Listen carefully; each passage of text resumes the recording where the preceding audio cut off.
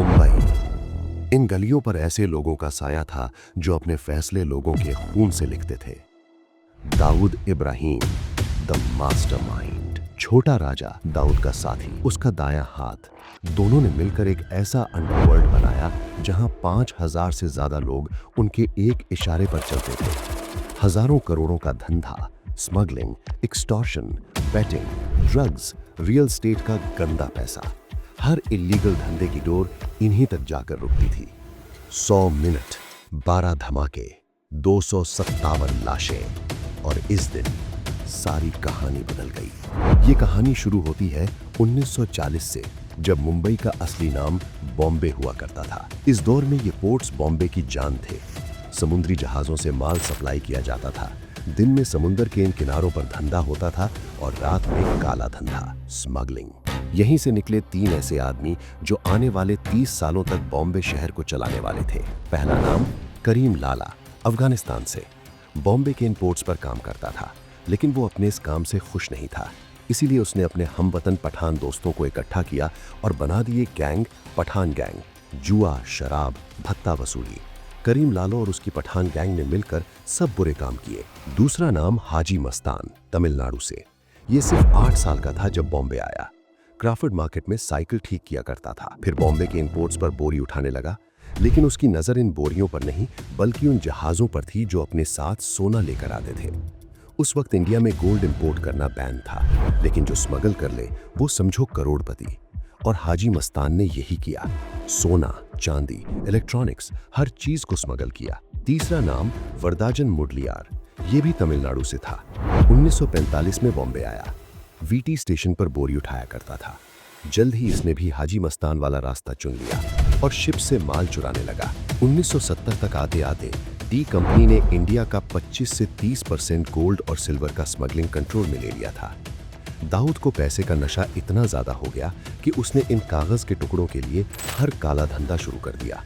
फिर वो भत्ताखोरी हो, जमीनें हड़पने का काम हो, या फिर सट्टाबाजी हो, सब कुछ। लेकिन एक प्रॉब्लम थी, बॉम्बे पर अभी भी किसी और का राज था, करीम लाला और उसकी पठान गैंग का। और दाऊद सीधा सीधा उनको टक्कर दे रहा था। दाऊद और पठान गैंग के ताल्लुकात कभी ठीक नहीं रहे। ये लोग कई सालों तक एक दूसरे के लोगों को मारते रहे। इन्हीं दिनों पठान गैंग का एक नया लीडर बना। नाम था समद खान, जो कि करीम लाला का भतीजा था। उसने भी आते साथ ही दाऊद के साथ सीधा टक्कर लेने की सोची और अपने एक आदमी मन्या सुर्वे को दाऊद के बड़े भाई शबीर कास्कर को मारने का काम सौंप दिया। फरवरी 1981, सर्द रात की खामोशी।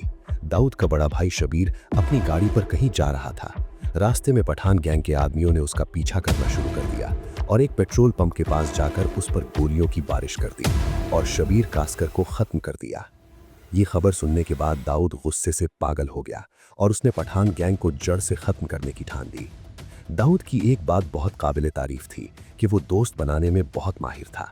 यही वजह थी कि उसका याराना हर जगह था। इसीलिए पुलिस में कुछ लोग उसके खास दोस्त बने और दाऊद ने इसी बात का फायदा उठाया और पुलिस के साथ मिलकर पठान गैंग को साइड करने का सोचा। वो पठान गैंग की हर हरकत की रिपोर्ट पुलिस को दिया करता था। पुलिस ने दाऊद का फायदा उठाया और दाऊद ने पुलिस का। इसी तरह पुलिस ने आहिस्ता आहिस्ता पठान गैंग के लोगों को पकड़ना और मारना शुरू कर दिया। और साल 1982 में मन्या सुर्वे, जिसने दाऊद के बड़े भाई शबीर कास्कर को मारा था, वो पुलिस एनकाउंटर में मारा गया। लेकिन दाऊद को अभी भी सुकून नहीं मिला। वो अपने बड़े भाई की मौत का बदला करीम लाला के भाई को मारकर लेना चाहता था। 1984 में पठान गैंग के लीडर समद खान को दाऊद ने अपने 3 दोस्तों के साथ मिलकर 19 गोलियां मारकर उसकी जान ले ली। फिर 1986 में दाऊद ने वही किया जिसका वो बहुत देर से इंतजार कर रहा था। उसने करीम लाला के भाई अब्दुल रहीम खान को भी कत्ल करवा दिया।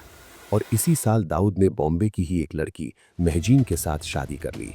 दाऊद की जिंदगी किसी रॉक स्टार से कम नहीं थी। उसका नाम हर जगह चलता था, चाहे वो क्रिकेट हो या बॉलीवुड।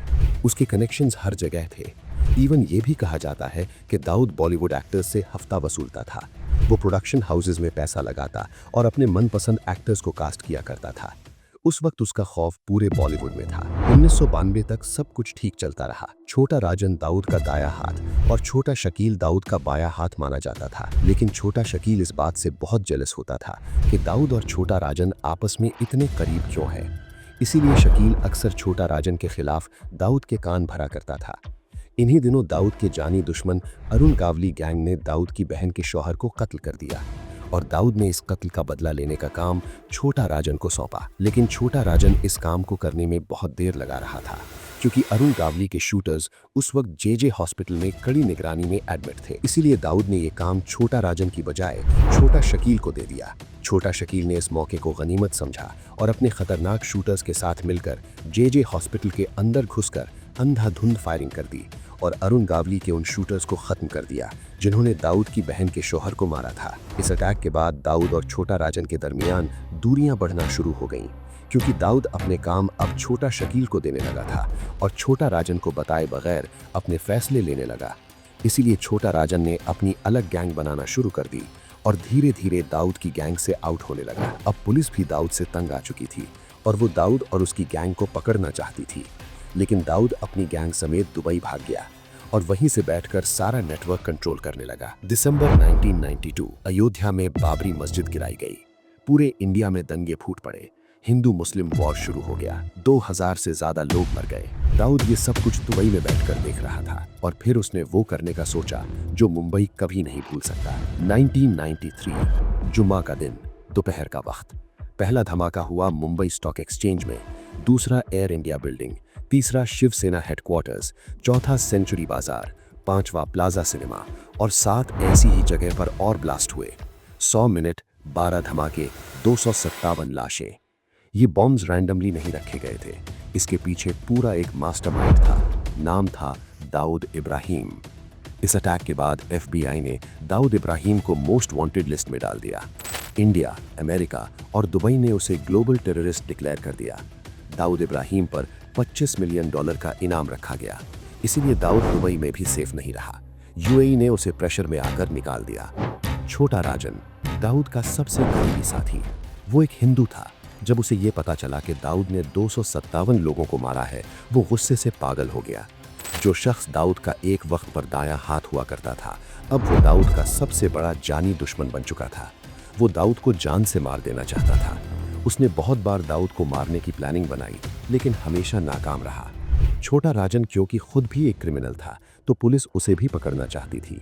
27 साल तक छोटा राजन भागता रहा और फिर 2015 में वो बाली में पकड़ा गया और अभी वो दिल्ली की तिहाड़ जेल के सेल नंबर 2 में है। और दाऊद, उसका आज तक नहीं पता चल पाया कि वो गया किधर।